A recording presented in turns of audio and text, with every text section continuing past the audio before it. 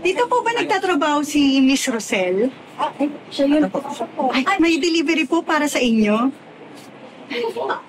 Nag-order ka pala eh. Delivery po para sa akin po. Opo ma'am, buksan niyo para makita niyo. Ay, naku, baka nagkakamali po kayo. Eh, wala naman ako pinipili online. Hindi po sa akin, baka po nagkakamali kayo. Buksan niyo po para makita niyo. Sige na, tingnan. Sigurado po ba kayo? Eh, wala naman po talaga akong binibili. Tingin ko nakalimutan mo lang yan. Nakakalimutin kami. Sige na. Tingnan nga ako, wala. Order mo yan. Wala nga akong pera. Diba, ang dami kong mga utang eh. Magaling ka mag-ipon. Ay, damit! Oh! Ay, in-order bagay na mo bagay yan. sa laman. Siguro nakalimutan mo lang. Ang ganda pa. Ayan, bagay. O, puti-puti mo lalo dyan, friend. Uy, isukat mo. Gusto ko. Ang ganda. Gusto mo ba? Naku, ma'am, ang mahal po eh. Hindi po. Maganda pero ang mahal po eh. Sandali po. Paano po nakarating to dito? Sino po nagbigay nito? Hindi ko naman po ito binili. Ang totoo po niyan, ma'am, galing po yan sa akin. Nakita po kasi kita sa dress shop ni Mrs. Burns. Eh, gusto niyo daw po yung dress na yan, pero wala daw po kayong pambili. Naku, naikwento ko nga kay madam yun. Naku, ma'am, marami pong salamat, ha. Gusto ko talaga ito. Gusto ko, pero ang mahal po nito, madam. Ang ganda. Yan na. Sa akin po ito? Oo, bagay yung Ay, bakit niyo po ginagawa ito? Bakit po kayo namimigay ng damit?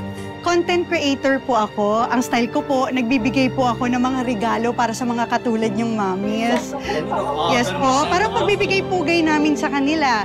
Pagkatapos po kinukunan namin yung genuine reaction ninyo. Genuine? Oh my God! Parang yung reaction niyo kanina.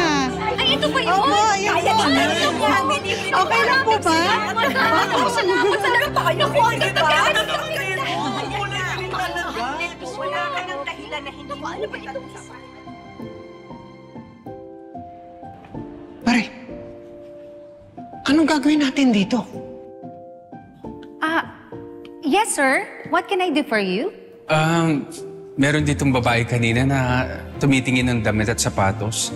Si Rosel pangalan nun eh. Yes. Magkakilala po kayo? Old friend. Kaso matagal na kaming hindi nagkikita. Eh, ano ba yung tinitignan niya dito? Naku, actually, ito pong dress na to at yung shoes na yon. Gusto nga po sana niyang bilhin, kaso wala daw po siyang pera. Parang may event po yata yung anak niya sa school. Gusto daw niyang umattend, pero yun nga, wala na po siyang maisusuot. Sige, pwede ako nalang bumili. Susurpresahin ko siya. Ay, bongga! Naku, sir, sigurado matutuwa si Rosel. Ito po bang damit na to at saka yung shoes na yon. Opo. Naku! Kaso, hindi ko alam kung saan ko papadeliver dahil hindi ko alam kung saan siya nagtatrabaho. No worries. Alam ko kung saan ang pinagtatrabahuan ni Rosel.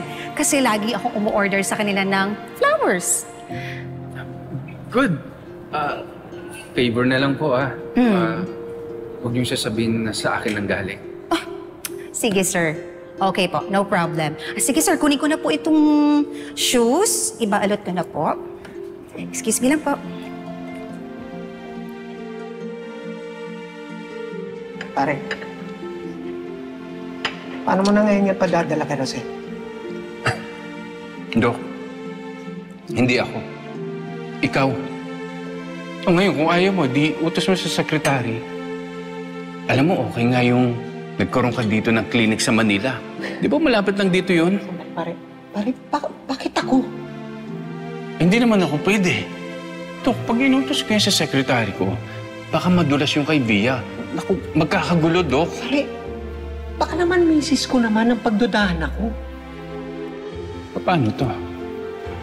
Paano niya matatanggap ito na hindi niya malalaman na sa akin nang galing, Dok? Teka, may naisip akong paraan. May napanood ako sa social media eh. Mga vlogger na namimigay ng regalo. Ba't hindi na lang doon natin idaan?